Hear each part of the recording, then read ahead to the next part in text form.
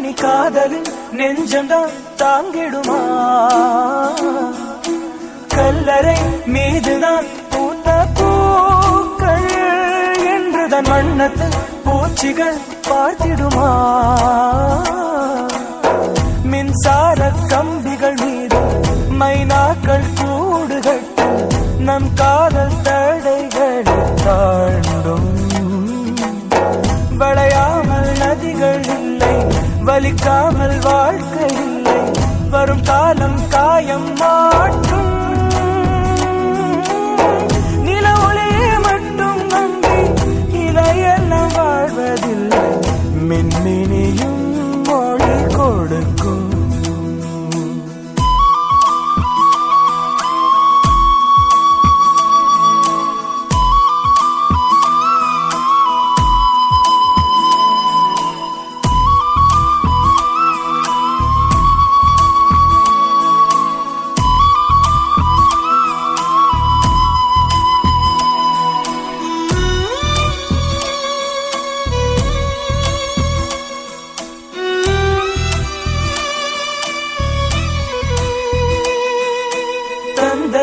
தாயையும் தாண்டி வந்தாய் தோழியை, இரண்டுமாய் என்றுமே நான் இருப்பேன்.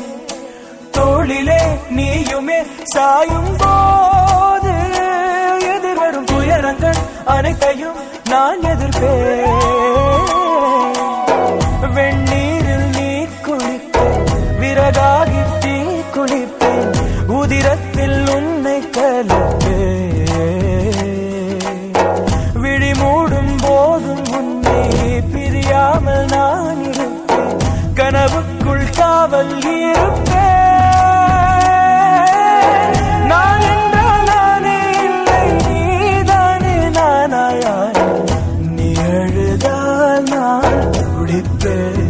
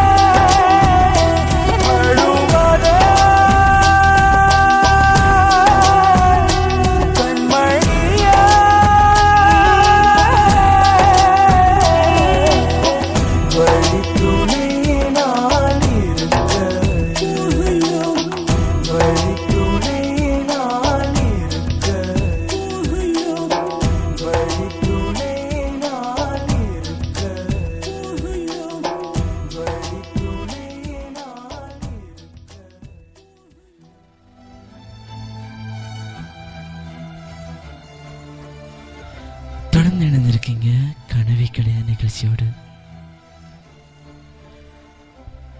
கவிதைகளும் கதைகளும் பார்க்கலன்றதுக்கு ஒரு சின்ன இடைவெளி கொடுத்துட்டு அதோட பாடல் ஒன்று அழகான பாடல் ஒன்று கேட்டுருந்தோம். கதைகள் செல்வதற்கு முன்னால் ஒன்று பற்றி சொல்ல வேண்டும். இப்போது காதலிக்கிற ஒவ்வொரு ஆணும் ஒவ்வொரு பெண்ணும் உண்மையாக காதலிக்கவில்லை என்று சிலர் புகார் கொடுக்கின்றார்கள். ஏன்னா எனக்கு நிறைய இடங்கள் நான் செல்லணும்ன்ற ஆசைன்னா, ஆனால் அந்த டைமில் செல்லும் போது ஒரு பொண்ணு கூட இருந்தால் ரொம்ப பிடிக்கணும் அப்படின்னு சொல்லியிருந்தாங்க. அது ஏன் காதல் அல்ல, ஒரு வேறு எதுக்கோன்றதுக்காகத்தான் அப்படின்னு காதல் இருக்குது. ஆனால் ஒரு விஷயத்தை சொல்லும் போதுன்னா, வாழ்க்கையில் வாழ்கிற வாழ்க்கைக்கும் காதலிக்கிற காதலும் எப்பவுமே உண்மையாக இருக்குன்னு சொல்லி 5 வருஷமா அல்லது 6 வருஷமா லவ் பண்ணிட்டு இருக்காங்க. எப்பயும் காதலுக்கு அழிவே இல்லை என்று சொல்லி பெரியவர்கள் சொல்லியிருக்காங்க. ஏன் நான் கூட கேள்விப்பட்டிருக்கேன், படிச்சிருக்கேன். காதலை பற்றி நிறைய விஷயங்கள் கூட எனக்கு தெரியும். ஆனால் என்னை பற்றி சொல்ல போன்னு சொன்னால் அந்த காதலுக்கு அர்த்தம் இல்லாமல் போயிடும் அப்படின்னு சொல்லிட்டு நினச்சிட்டு கதைகள் செல்லும். இது காதலின் கனவி கல்யாண நிகழ்ச்சி. ஆனால் என்னுடைய கதைகளையும் சொல்வதற்கு முன்னால் என்னுடைய கதையும் சேர்த்துக்கொள்ளுங்கன்னா உங்கள் தாமரையின் கனவை கல்யாண நிகழ்ச்சியோடு அந்த கதை கேட்கும் போது என் மனதில் இருக்கும் வேதனைகளை நான் அகற்ற விரும்புகிறேன் அண்ணா அப்படின்னு சொல்லியிருக்காங்க விசால்.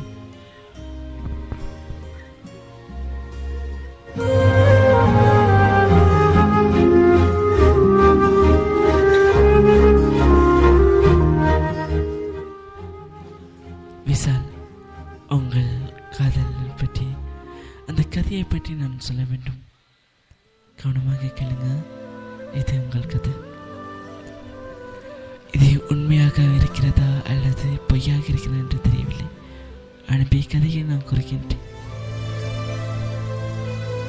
ஆனால் 3 வருடங்களுக்கு முன்பாக ஒரு பாதையில், அது தண்ணீர் செல்லும் பாதையில் சென்று கொண்டிருந்தேன்னா என்னோட ஊர் கும்மாக்கணி அப்படின்னு சொல்லி நான் கேள்விப்பட்டதே இல்லை. அந்த கும்மாக்கணி ஊர்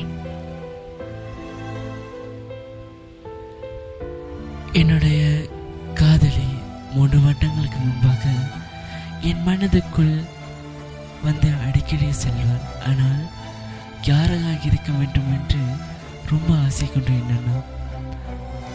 3 வருடங்களாக அந்த பெண் வந்து கொண்டிருக்கும் போது ஒரு நாள் பாதையில் செல்லும் போது அந்த பாதையில் இருந்த அண்ணாவிடன் அவளுடைய தங்கையாக இருக்கின்றாள். அவள் பார்த்தது பிறகு அண்ணா என் மனதுக்குள் இருக்கின்ற சந்தோஷம் யாரையிடம் கூறுவது என்று தெரியாமல் அந்த அண்ணாவிடமே கூறினேன். அண்ணா, இந்த பாதை டெய்லி இந்த இடத்தில் வருமா? டெய்லி நானும் எங்களுடன் வேலைக்கு வரலாமா என்று கேட்டேன். ஆனால் அந்த அண்ணா சிரித்து விட்டு கூறினார், ஏன் தம்பி, நீ இந்த பாதையை செல்வதற்கு ஏன் கஷ்டப்படுகிறாய்? உன்னை பார்த்தால் ஏதோ பணம் உள்ளவனாக தெரிகிறாய். ஏன் அவனுக்கு இந்த வேண்டாத வேலை அப்படின்னு கூறினார். எனக்கு என்ன சொல்வதை தெரியவில்லை அண்ணா. அவளை பார்க்க வேண்டும், அவளோட பேச வேண்டும். 3 வருடமாக என்னோட வந்து செல்கிறாயா என்று பார்க்க போனேன். என்ன சொல்வது? அந்த நேரத்தில் அவளை பார்க்கும் போது மின்னம் பூச்சின்னு சொல்லுவாங்களே, அந்த மின்னம் பூச்சி பறந்தது அண்ணா. உண்மையிலே பறந்தது. அந்த காதலை சொல்வதற்கு என் மனம் துடித்தது அண்ணா. 3 வருடங்களுக்கு பின் என்னுடைய என் மனதில் இருக்கின்ற அந்த காதலின் முகத்தை நான் பார்க்கிறேன். நான் முதலாக பக்கத்தில் இருக்கும் கோவிலுக்கு சென்று அவளோட என்னோட பேச வைங்கள் அப்படின்னு சொல்லி கடவுள்கிட்ட இருக்கின்ற கையில் இருக்கிற எல்லாமே கலற்றி போட்டுவிட்டு அவளை பார்க்க ஓடினேன். ஆனால் அந்த இடத்தில் அந்த பெண்ணை காணவில்லை. என்னென்று பார்த்தீங்களா, என் 3 வருடங்களுக்கு பின்னும் அவள் என் மனதில் இருந்த காதலி என்று நினைக்காமலும் என்னுடைய பக்கத்தில் இருக்கும் கடவுளை நினைத்துவிட்டு வருவேன் போகும்போது தான் அவள் எங்கேயோ சென்று விட்டாள். திரும்பி வருவாளா என்று தெரியாமல் அந்த இடத்தையே இருந்து விட்டேன். நான் இப்பையும் அந்த இடங்களுக்கு சென்று வருவது என்னோட வழக்கம் அண்ணா. அவள் வேறு யாராக இல்லை அண்ணா, என்னோட மனைவியாக இருக்கின்றாள் அண்ணா. எனக்கு 2 குழந்தைகள் உள்ளது அண்ணா. அந்த நேரத்தில் நான் பட்ட சந்தோஷம், இருக்கின்ற கவலை எல்லாமே உங்களோட பகிர்ந்து கொள்ளணும் அண்ணா அப்படின்னு சொல்லி நினைக்கிறாங்க. அதில் பார்த்தீங்கன்னு சொன்னால் அவள் வருவன் என்று எதிர்பார்த்திருந்த போது சரி, எனக்கு தான் பசிக்கிறதே, கையில் எல்லாம் கழட்டி போட்டு விட்டேனே, பசிக்காக என்ன பண்ணுவது என்று யோசித்து கொண்டு இருக்கும்போது என்னுடைய நண்பன், என்னுடைய எப்படி என்று தெரியவில்லைன்னா, 1 வருடங்களுக்கு முன், அதாவது 1 வருடங்களுக்கு முன் என்னுடைய பழகிய ஒரு நண்பன் அந்த வழியாக வந்து என்னை காண்கிறான். டீம் மச்சி, என்னடா எங்கட ஒரு பக்கம் வந்து இருக்கிறாய், ஏன் வீட்டை வரவில்லை அப்படின்னு கேட்கும்போது, என்னோட காதலி இருந்த இடத்துக்கும் அவன் வந்த இடத்துக்கும் ஏதோ ஒரு சம்மதமாக இருக்கிறது. ஆனால் அண்ணா, எனக்கு அந்நேரம் பசிக்கவில்லை அண்ணா, ஏனென்றால் அவளோட பேச வேண்டும், பழக வேணும் அப்படின்றதுக்காக நண்பட்டம் போய், நண்பா, நான் அங்கிருந்து வரும்போது இவ்விடத்தில் ஒரு பெண் இருந்தால், அந்த பெண்ணை பார்த்தவுடன் நான் பசிக்கவில்லை, சாப்பிடவும் இல்லை, ஆனால் உன்னோட பேசும்போது அந்த பெண்ணை நான் ஏதோ ஒரு முறையில் சந்திப்பேன் என்று ஒரு ஆசைப்படுகிறேன் அப்படின்னு கூறியதும் என்னுடைய நண்பன் உடனே தன்னுடைய பாக்கெட்டில் இருந்து தன்னுடைய தொலைபேசி எடுத்து, டேய் மச்சி, ஒரு அழகான பொண்ணு இப்படி இருந்தால் அந்த பொண்ணை தான் நீ கேட்குறேன்னு நினைக்கிறேன், அந்த பொண்ணு தான் அப்படின்னு நினச்சிட்டேன்னா உனக்கு ஈஸி மச்சி அப்படின்னு சொல்லிட்டு அந்த ஃபோனை திறந்து காட்டினா, அந்த ஃபோட்டோவில் இருக்கிற அவள் தான் என்னுடைய உணர்விலும் உயிரிலும் கலந்துருந்தாள் அண்ணா.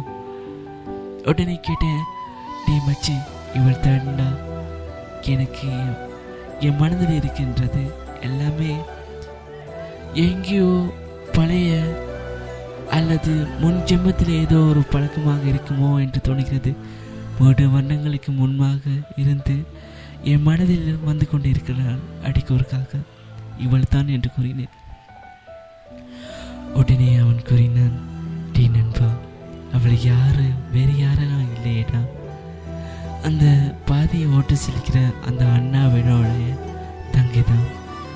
அவளுக்கு நான் அண்ணன் முறைதான். என்னிடம் நீ கூறும் போதே கோபம் வரவில்லை, ஏனென்றால் உன்னோட பழகியது இன்னும் மறக்க முடியவில்லை நண்பா. உன்னை போல ஒரு நண்பன் கிடைக்கிறதுக்கும் அந்த நண்பனுக்கு என்னுடைய தங்கை முறையில் இருக்கும் என்னோட தங்கையும் உனக்கு திருமணம் முடித்து வைப்பதில் மிகவும் ஆனந்தப்படுகிறேன். வா, அந்த குடும்பம் படுகின்ற கஷ்டத்தை பார்த்து நீ வருகிறேன் என்று நினைப்பார்கள். ஆனால் உன் மனதில் 3 வருடங்களுக்கு முன்பாக இருக்கும் காதலியை திருமணம் முடிக்கப் போகிறாய் என்று தெரியவில்லாமல் வருகிறாய் என்று நினைப்பார்கள். கட்டாயமா வா என்று கூறி வீட்டு போகும்போது, அண்ணா, ஏதோ ஒரு ஆனந்தம் அண்ணா, என் காதலி கிடைக்கப் போறாள் என்ற ஆனந்தத்துடன் அன்று முழுதும் சந்தோஷத்துடன் தெரிந்தேன் அண்ணா. என் நண்பன் வீட்டுக்கு என்னை கூட்டி சென்றான். அங்கு அவள் வந்திருந்தாள் அண்ணா. பார்க்க வேண்டும், பேச வேண்டும் நினைத்து கொண்டிருக்கும் போதுதான் ஒரு தகவல் வந்தது.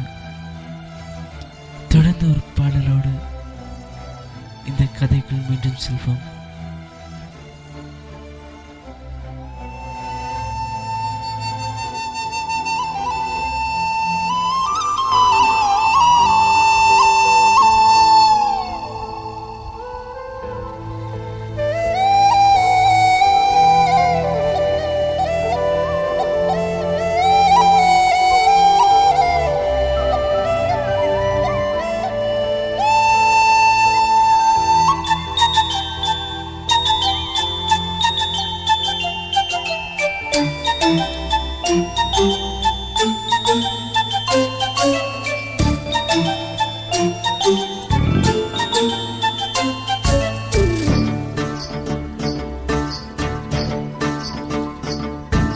சக்கரை நிலவே, பெண் நிலவே, காணும் போதே கரைந்தாயே, நிம்மதி இல்லை, ஏன் இல்லை நீ இல்லையே. சக்கரை நிலவே, பெண் நிலவே, காணும் போதே கரைந்தாயே, நிம்மதி இல்லை, ஏன் இல்லை நீ இல்லையே. மனம் பச்சை தண்ணிதான் பெண்ணே, அதை பற்ற வைத்ததுன் கண்ணே, என் வாழ்க்கை என்னும் காட்டை எரித்து குளிர்காய்